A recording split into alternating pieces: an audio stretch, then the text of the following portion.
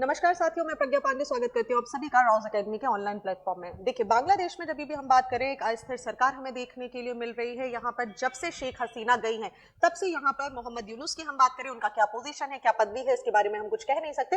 But अभी इस समय स्टेट जो भी है वो इनके कंट्रोल में है। और इसी की बात से अगर आप देखेंगे तो बांग्लादेश में जो माइनॉरिटीज हैं, when I am saying minorities है, तब मैं बात कर रही हूँ हिंदूज की, क्रिश्चियंस की या बाकी सारे धर्मों के लोगों की, जो यहाँ पर बांग्लादेश में आपको देखने मिल रहे हैं, जिनकी जनसंख्या की आप बात करेंगे 1% से भी कम देखने के लिए मिलेगी। ऐसे में इनके ऊपर लगातार अटैक होते जा रहे हैं। और इसी बीच में जब हम बात करेंगे तो इस्कॉन के एक प्रोमिनेंट लीडर, जिनका फोटो आपको यहां पर दिख रहा है, हम बात करने वाले हैं इस्कॉन के इन लीडर की, जिनको यहां पर चिन्मय दास को अरेस्ट कर लिया गया है। और इनके अरेस्ट के साथ ही इंपॉर्टेंस यहां तक समझिए कि जैसे इनका अरेस्ट किया गया तो मिनिस्ट्री ऑफ एक्सटर्नल अफेयर्स ने भी एक ऑफिशियल स्टेटमेंट के साथ यहां पर बांग्लादेश में ये जो एक्ट किया गया है, इसकी निंदा की गई है। हम समझेंगे इस वीडियो में कि आखिर ये अरेस्ट क्यों हुआ है और इसमें कितनी सच्चाई है। ये हम गवर्नमेंट के ऊपर छोड़ेंगे कि किस तरीके से ये काम किया गया है। लेकिन माइनॉरिटीज के साथ इस तरीके का ट्रीटमेंट किसी देश में होना अपने आप में ठीक नहीं है।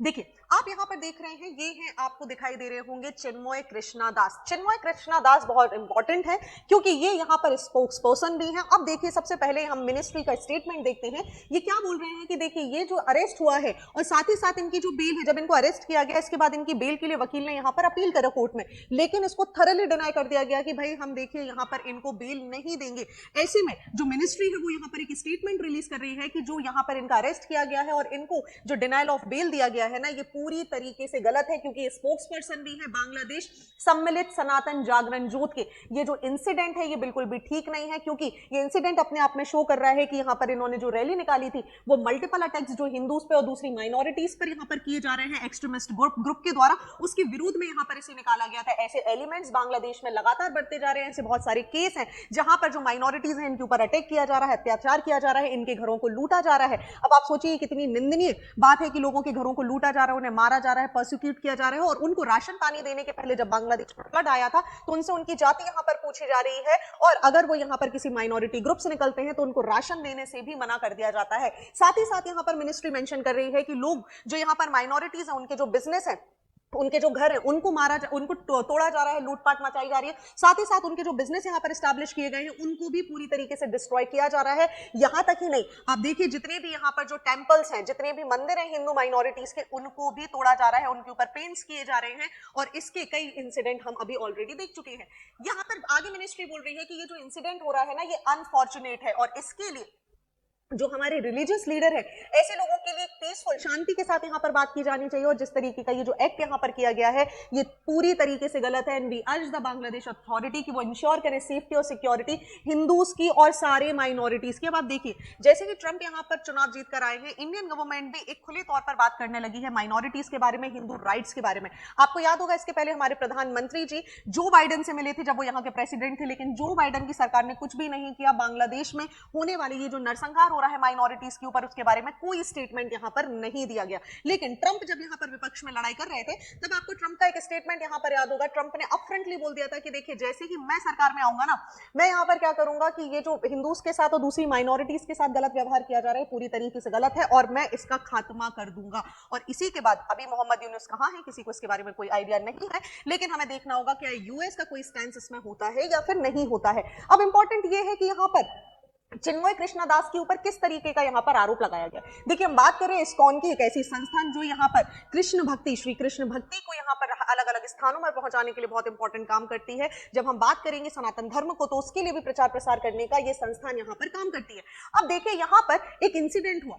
इंसिडेंट ये हुआ कि एक रैली यहां पर निकाली जा रही थी अंडर द बैनर ऑफ सनातन जागरण मंच। ऐसे में एक ग्रुप ऑफ यूथ है, इनके द्वारा क्या हुआ, यहां पर ऐसा बोला जा रहा है, ऐसा तथाकथित रूप से बोला जा रहा है, I am not saying whether it is right और रॉन्ग, इट इज ट्रू और फॉल्स।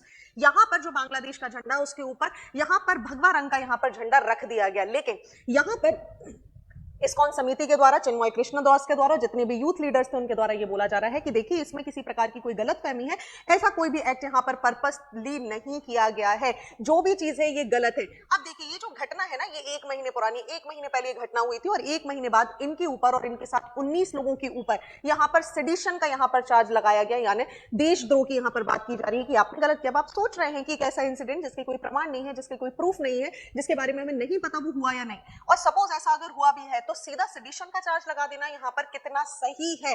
कारण ये है कि यहाँ पर चिन्मय कृष्णा दास माइनॉरिटीज के राइट के लिए, माइनॉरिटीज के अधिकार के लिए लगातार बात करते आ रहे हैं, और जब से इन्होंने यहाँ पर रैली निकालना चालू करी है, माइनॉरिटीज के हक के लिए बात करना शुरू करी है, ये बांग्लादेश में अस्थिर सरकार के लिए कहीं ना कहीं परेशानी भी बनते जा रहे हैं। ऐसे में इनको यहाँ पर जेल तो भेज दिया गया, साथ ही साथ इनको जो बेल दी जानी थी वो भी यहाँ पर पूरी तरीके से डिनाई कर दी गई है। अब इंपॉर्टेंट क्यों हो जाता है कि देखिए ये जो बांग्लादेश का सेंसस है ना, हम बात करें बांग्लादेश के खुद के उनके द्वारा ही जारी किए गए एक ऑफिशियल सेंसस की, जो कि 2022 में जारी किया गया।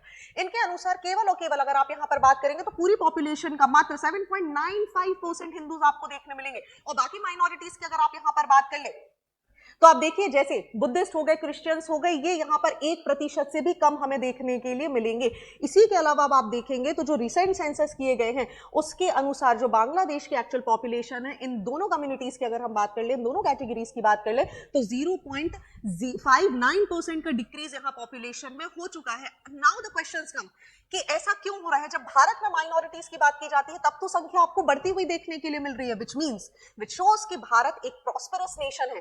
भारत में सभी के साथ इक्वल तरीके से ट्रीटमेंट किया जा रहा है, रिस्पेक्टिव कि वर्ल्ड मीडिया या जो हमारे बाहर बैठे हुए जो लोग हैं वो उसको किस तरीके से प्रदर्शित करते हैं। लेकिन जब हम बात करें हमारे नेबरिंग कंट्रीज की, तब यहाँ पर माइनॉरिटीज की संख्या लगातार गिरता जाना भी इस बात का संकेत है कि यहाँ पर माइनॉरिटीज के साथ इल ट्रीटमेंट किया जा रहा है। कई इंसिडेंट है, लोगों ने वीडियोज डाले हैं, ट्विटर पर यहाँ पर वीडियोज डाले गए हैं, अलग अलग प्लेटफॉर्म सोशल मीडिया पर वीडियोस डाले गए हैं कि देखिए जो माइनॉरिटीज हैं, I am talking about minorities other than Hindus also, Hindu और जितने भी क्रिश्चियन, बुद्ध, जितने भी लोग हैं, सभी के साथ परसिक्यूशन यहां पर किया जा रहा है, and which is not good. मतलब people are saying that they are not safe under the Yunus government. आपको पता है जो भी एक स्थिरता हमें देखने मिली थी, ये शेख हसीना की सरकार के समय देखने मिली थी, और जब से शेख हसीना ने यहां पर पद खाली किया है, ऐसे कयास लगाए जा रहे थे कि बांग्लादेश में दोबारा चुनाव होंगे, लेकिन चुनाव होने भी हैं या नहीं होने हैं इस बारे में कोई भी स्टेटमेंट हमें देखने नहीं मिल रहा है, क्योंकि यहां पर बहुत सारे बांग्लादेश के लीडर हैं जो अब ये तक बोलने लगे हैं कि बांग्लादेश के संविधान से आप यहां से देखिए सेक्युलर शब्द को हटा दीजिए और हम एक इस्लामिक स्टेट का कॉन्सेप्ट लेकर आएंगे। अब आप सोचिए अगर लोगों के दिमाग में इतना बड़ा स्टेटमेंट आ रहा है, ऐसे लोग, ऐसे एक्सट्रीमिस्ट ग्रुप जो कि अपने देश के फाउंडिंग फादर को यहां पर इज्जत नहीं दे रहे हैं, मुजीबुर रहमान की प्रतिमाओं को यहां पर गिराया जा रहा है, वो संविधान को भी छेड़ने की बात कर रहे हैं, एंड दे आर सेइंग कि भाई आप सेक्युलर शब्द को हटा दीजिए, हम कोई सेक्युलर कंट्री नहीं है, we are the Islamist nation. दूसरी चीज यहां पर आपको समझना यह भी जरूरी है कि अगर आप इस्लामिस्ट नेशन बन रहे हैं तो क्या इस तरीके का परसिक्यूशन कहीं से भी जायज है, कहीं से भी जरूरी है, या ऐसा क्यों किया जा रहा है, which is a question mark. क्या बांग्लादेश में ऐसा तो नहीं है कि कुछ टाइम बाद डेमोक्रेसी को भी खत्म कर दिया जाएगा, संविधान को भी खत्म कर दिया जाएगा? क्योंकि जिस तरीके से हमें ये पूरी कहानी देखने के लिए मिल रही है, ये कहीं ना कहीं इस तरफ ही इशारा कर रही है कि शायद आगे आने वाले समय में या तो जो यूएस का इन्वॉल्वमेंट है अगर ये खत्म हो गया, जैसा कि हमें देखने मिल रहा है, जो कि खत्म हो चुका है, तो शायद बांग्लादेश की कंडीशन बहुत ज्यादा वर्स हो जाएगी, क्योंकि यहां पर आप देखेंगे कि अलग अलग जगह से बांग्लादेश को प्रॉब्लम फेस करनी पड़ रही है, चाहे हम एनर्जी सेक्टर की बात करें या फिर इंटरनेशनल रिलेशंस के बारे में यहां पर बात करें। अब ऐसे में हमें देखना होगा कि ये जो घटना घटी है इसका क्या आउटकम होने वाला है, क्योंकि जब यहां पर इनको चिन्मय कृष्णा दास को यहां पर बोल दिया गया कि भाई हम आपको बेल नहीं देंगे, तो यहां पर ये बोल रहे हैं कि वी सनातनीज वांट यूनाइटेड बांग्लादेश, और आप लोग गलत समझ रहे हैं, हम एक यूनाइटेड बांग्लादेश की बात कर रहे हैं, हम सभी की भूमि है ये, और इसके लिए काम करना, इसको यूनाइटेड रखना हम सभी का मिला जुला काम यहां पर होना चाहिए। अब आप देखेंगे कि इस्कॉन को ना कहीं टारगेट भी किया जा रहा है। मैं ऐसा क्यों बोल रही हूं, क्योंकि रिसेंटली एक यहां पर खबर आई थी जिसमें बोला गया था कि इस्कॉन को ना बांग्लादेश में बैन कर दीजिए। अब ऐसा क्यों, किसी एक पर्टिकुलर संस्थान के खिलाफ ऐसा बैन क्यों लगाया जा रहा है? क्या किसी तरीके का डर है? क्योंकि यही इकलौती संस्थान यहां पर बची है जो कहीं ना कहीं नवविचारों को, लोगों के अंदर जो अभी भी होप है कि भाई नहीं हम सभी लोग सेफ हैं, उसको यहां पर शायद जगह रखे हुए। और आप देखेंगे इस्कॉन के टेंपल्स को केवल यहां पर नहीं, सारे रेडिकल्स जगह पे कहीं ना कहीं अटैक किया जाता है। चाहे आप कनाडा की बात करें कि यहां पर भी स्वामीनारायण टेंपल्स वगैरह को कई बार अटैक किया गया है। ऐसे में जो हिंदूज के ऊपर एट्रोसिटीज हो रही हैं, जो माइनॉरिटीज के ऊपर एट्रोसिटीज हो रही हैं, चाहे हम कनाडा की बात करें या फिर बांग्लादेश की बात करें, ऐसे में वर्ल्ड मीडिया इस समय क्यों चुप है ये किसी को भी नहीं पता है। But at the end we all have to see कि आखिर इसका आउटकम क्या आता है, क्योंकि मिनिस्ट्री यहां पर पूरी जोरों शोरों से बांग्लादेश को कंडेम करने में लगी हुई है। शायद यहां पर वैसा ही एक स्टेट हमें देखने मिलेगा जैसा बांग्लादेश के जैसा पाकिस्तान के साथ आज की डेट में इंडिया का व्यवहार हो चुका है। But we are hoping for the best, क्योंकि दोनों कंट्रीज के रिलेशन आपस में हमेशा से अच्छे रहे हैं। कुछ ऐसे तत्वों की वजह से, कुछ ऐसे एक्सट्रीमिस्ट तत्वों की वजह से दो कंट्रीज के जो रिलेशन है ये यहां पर खराब होना शुरू हो चुके हैं, बिल्कुल सिमिलरली जैसे हमें कनाडा में देखने के लिए मिला। आपका क्या विचार है, आप मुझे कमेंट सेक्शन में जरूर बताइएगा। Thank you and see you soon.